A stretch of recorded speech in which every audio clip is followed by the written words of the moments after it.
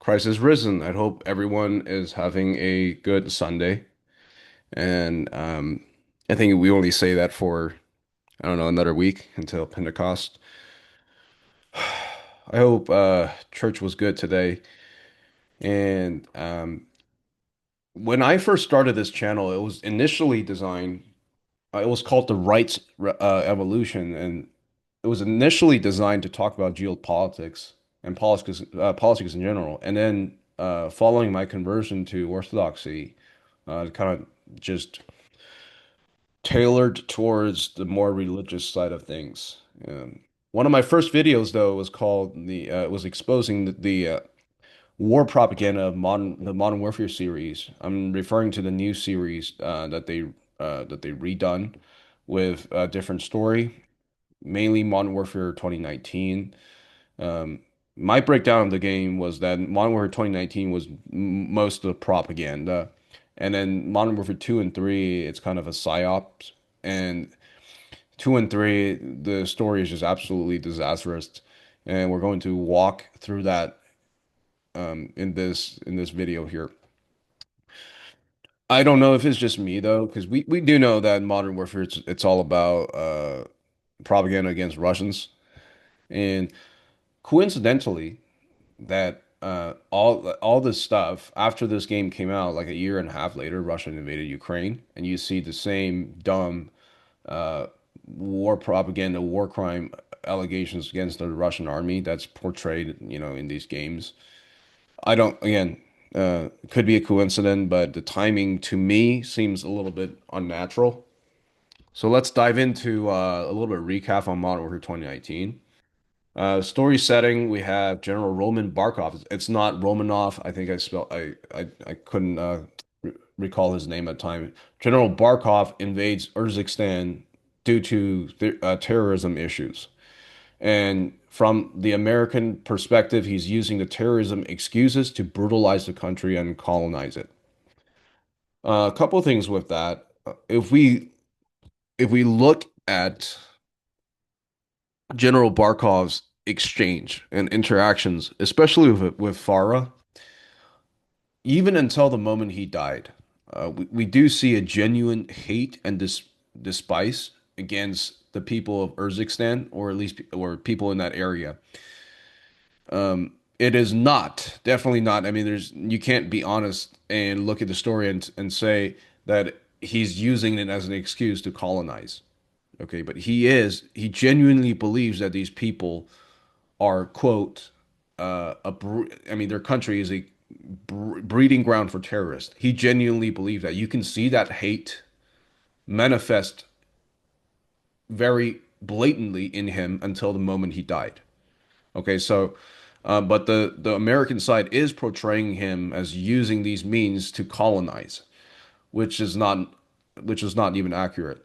But we do see uh, that narrative play out, but it wasn't done in history, in recent history actually, but it wasn't done by the Russians. It was done by the United States, where we went into Iraq with false alerts from the fruit squeeze about weapons of, you know, nonsense, and then we used that as an excuse to brutalize and colonize.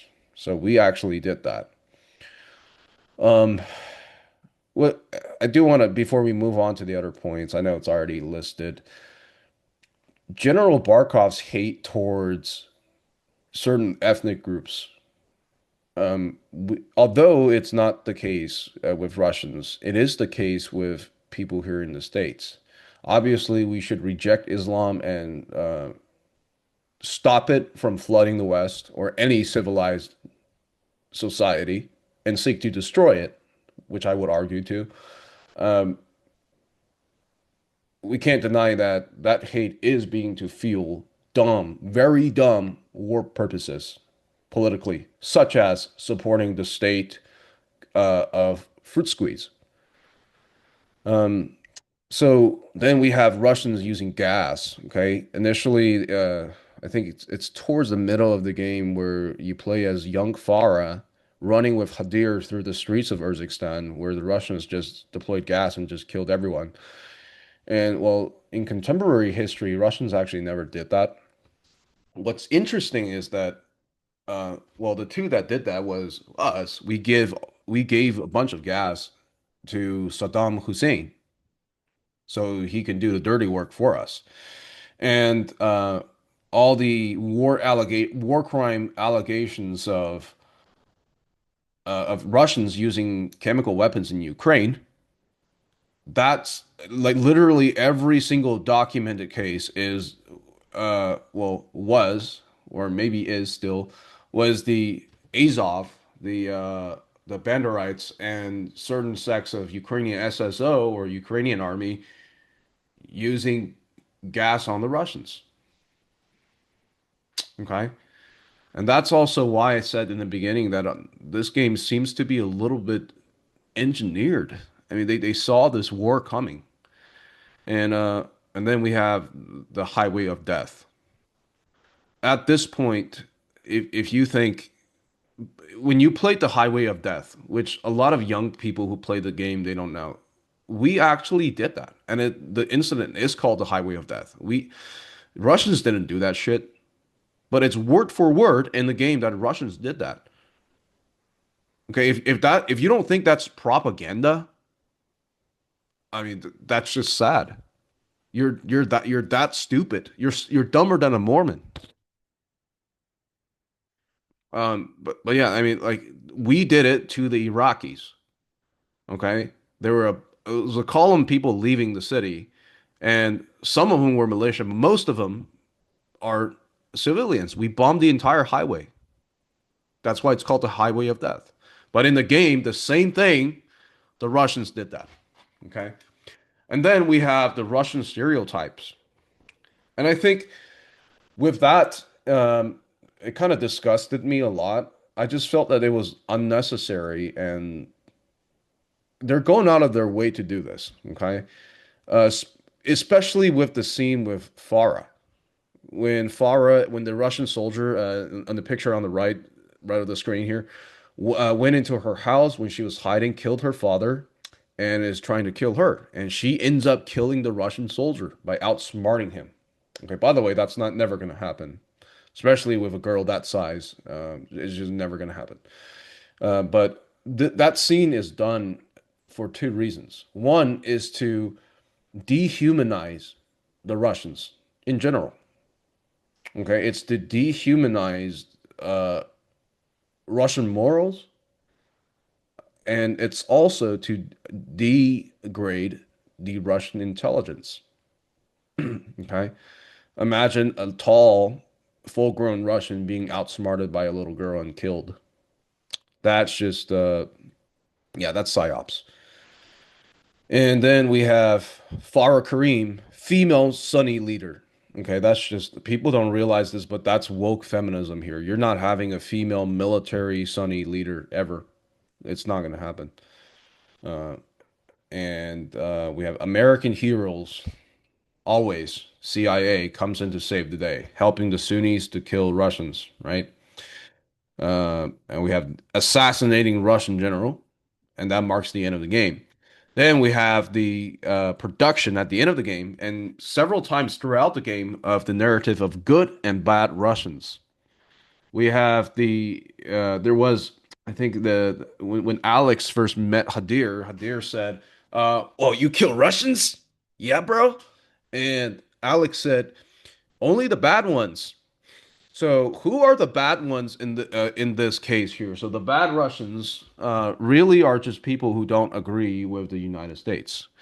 Uh, anybody, well, and the good, who are the good Russians? Good Russians are Russians like Nikolai, who would help the United States to kill his own people. Those are the good Russians, right? We see Nikolai helping Farah to kill the Russian general. We have Nikolai literally helping Kate Laswell to, I mean, to infiltrate and kill Russian military officers. We see this, I think, in Modern Warfare 3 with the gas.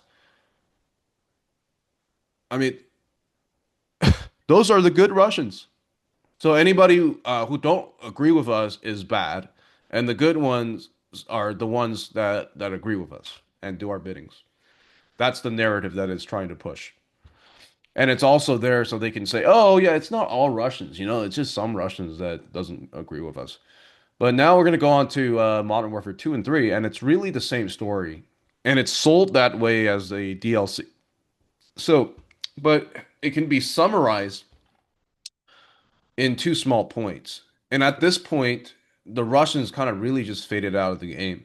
They're just portrayed as a nuisance. Even Makarov, right? They're just easy to deal with. Um, but the story here just gets hilarious. We have CIA supplying Sunni jihadists with missiles to kill Russians. And the big CIA messes up, gets in the fight with small CIA. And at the end, the big CIA loses. That's the entire story of Modern Warfare 2 and 3, which at this point, if you haven't realized, is it's lunacy. Here are the faction we have, okay? In the especially in 2 and 3. We have the Kurds, okay? That's a lovely picture of Claudia Dumit. I admit that I have a thing for Middle Eastern chicks, but um that's Farah Karim, the Kurds, basically the good Urzikshtanians, who are the small allies of small CIA, who are who's basically Task Force 141. I'm going to explain that to you why. And we have big CIA, which is Philip Gribbs and General Shepard. And we have the Russians at this point, they're just a nuisance. Okay. But the big story comes down to big CIA and small CIA. Why do I call them big and small? Well, to be honest, it's a stupid idea. If we look at the mission of big CIA, it is to serve the interest of the United States, which is to defeat the Russians and for us to take their lands. And that's essentially what took place in Modern Warfare 2 and 3. Okay. They're fighting a proxy war using Kurds and these local forces. They're supporting them to defeat the Russian power in that area.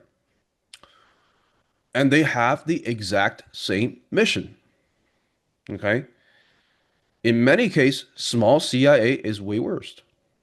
Task Force 141. But somehow the game portrayed the small CMI, Task Force 141, to be somehow the good guys, and Philip, the Shadow Company, and General Shepard to be the bad guys, which does not make any sense. Like they have this exact same goal, which is to destroy the Russians and to preserve Western hegemony in the Middle East. Then,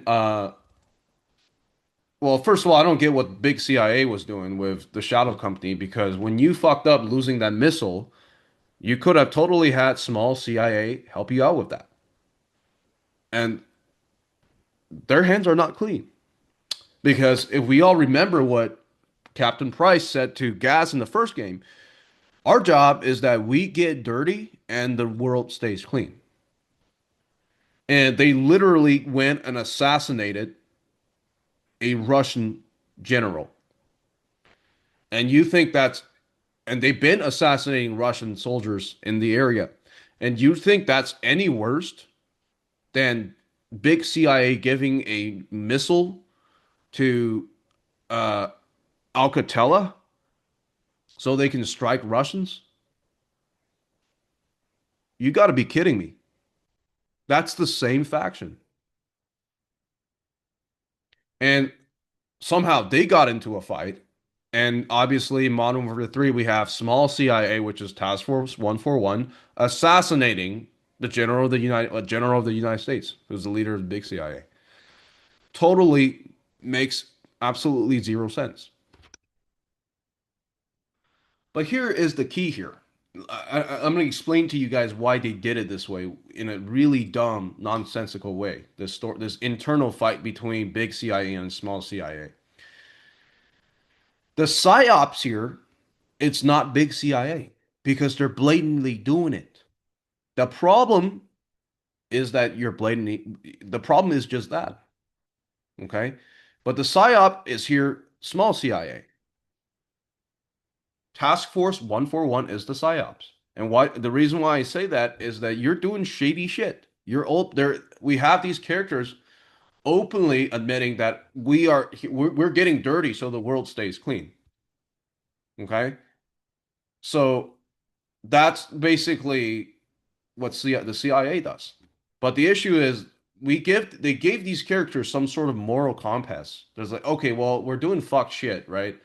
But only when we think it's justified, and we're gonna do it in a semi-legal, legal terms. But whenever, and we don't have to actually follow any of those things that are laid out, because all of their dialogue, especially Modern Warfare 1 with Gas and Price, is about breaking these rules of engagements. So they gave you a false narrative of the characters are actually somehow the good guys versus the big bad CIA guys. It's the same group. So what really happened between Shadow Company and Task Force 101 in the remake of the series is that it's an inner gang fight. It's literally a gang fight between the I would say the executive branch of CIA versus the operational branch. Okay, we see Philip Graves. Well, you guys don't know how to do shit. Well, get out. I'm taking your base. I'm doing this shit my way. That's what pissed off 141. It's not that they're evil. It's them dissing them. If you actually play the game. So it's a gang fight. What you literally just played a gang fight and you pick sides choosing who's the hero and who's not the hero when it's just a gang fight within the government. This is literally hilarious. And why I say that's a psyops is because it's giving the audience or especially these dumb little teenagers the idea that okay, well, you can be a piece of shit and you can do all this shady shit, but as long as you have some sort of moral justification for that, it's okay. That's the psyops. And this is why this is like I think maybe the military industrial complex fund is, and I think they do because they get these consultants from these from uh, from these groups to consult for these games. And honestly, I work with a lot of screenwriters, for the more music side of my job. And I know that like if any of these plots would go through even just the musical theater screenwriter, it would have been shot down because it's so retarded. But they're doing it because, well, again, we have 90 IQ teenagers in the United States who wants to play these games and LARP. And the idea that gets pushed into them is that certain groups of people are bad and they're retarded, and we are the smartest people on earth. And it's okay to do the shady shit we do uh, because it's us. We're the good guys. Okay. And it's there to push that perspective of the military and neocon complex into your brain. So when you get out of high school, you will join the military and be their pawns. That's exactly what this game is about. Okay. And with the war crime and shit, that part is just, it's also stupid. Everything they're accusing the Russians of doing, we actually did it. That's all I have for you guys today on this. That will probably conclude this what I'm doing with Modern Warfare. Obviously, there's no more games. Maybe they'll come out with a new Modern Warfare next year or a futuristic games at some point, and I'm sure it's going to be filled with the same level of propaganda.